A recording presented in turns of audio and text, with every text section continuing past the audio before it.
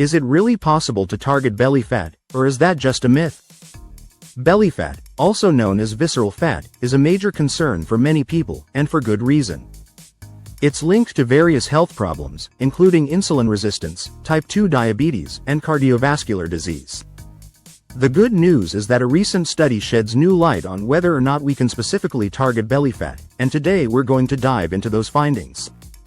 The study in question is particularly interesting because it addresses a topic that's been debated for years. Can we actually target belly fat, or is it just a myth?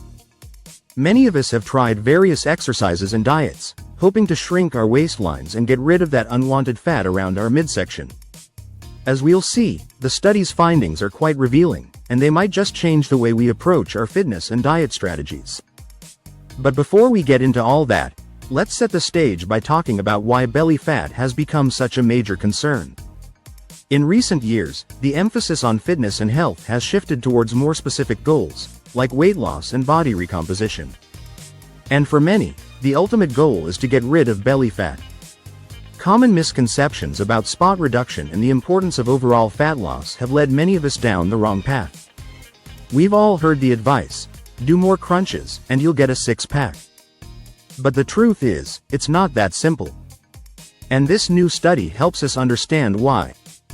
The idea that we can spot reduce fat is a myth that's been debunked by scientists time and time again. When we lose weight, our bodies don't necessarily lose fat in the areas we want them to. Instead, fat loss is a systemic process that affects the entire body. This concept is often misunderstood, even by fitness enthusiasts and athletes. We see influencers and celebrities touting their spot reduction workouts, and we think that's the key to getting the body we want. But the truth is, if we focus solely on spot reduction, we're missing the bigger picture. Fat loss is a complex process that involves hormones, genetics, and overall lifestyle factors. The new study takes this concept a step further by looking at the role of exercise and diet in belly fat reduction. And what the researchers found was pretty surprising. The researchers took a group of participants and divided them into two groups. One that did high-intensity interval training, or HIIT, and another that did steady-state cardio. Both groups were also put on a calorie-restricted diet. What they found was that both groups lost significant amounts of belly fat, but the HIIT group lost more overall fat mass. This suggests that when it comes to belly fat reduction, exercise type may not be as important as overall energy expenditure.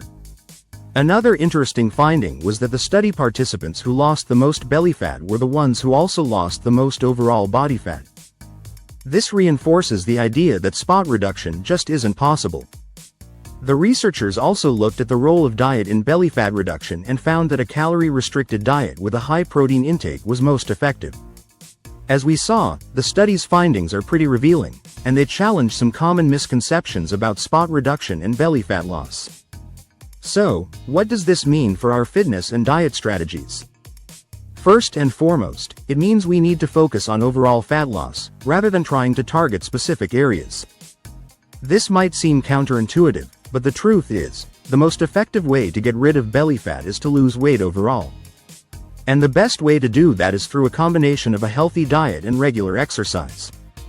The study's findings also suggest that HIIT workouts may be more effective than steady-state cardio, at least when it comes to belly fat reduction. In terms of diet, it's all about calorie restriction and high protein intake. This makes sense, given that protein helps build and maintain lean muscle mass, which is essential for overall fat loss. As we conclude, it's important to remember that the journey to getting rid of belly fat is a holistic one. It's not just about doing crunches or eating a certain type of food. It's about adopting a healthy lifestyle that incorporates regular exercise, a balanced diet, and stress management. So, what does this study mean for you and your fitness journey? It means you need to focus on the bigger picture, rather than trying to target specific areas. Takeaway number 1. Overall fat loss is key.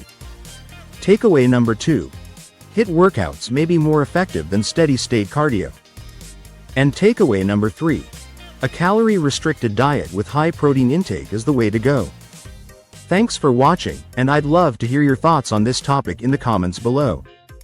If you liked this video, be sure to hit that like button and share it with your friends. And if you want to learn more about fitness and health, check out our other videos on the topic. Don't forget to subscribe and hit that notification bell, so you can stay up to date on all our latest content.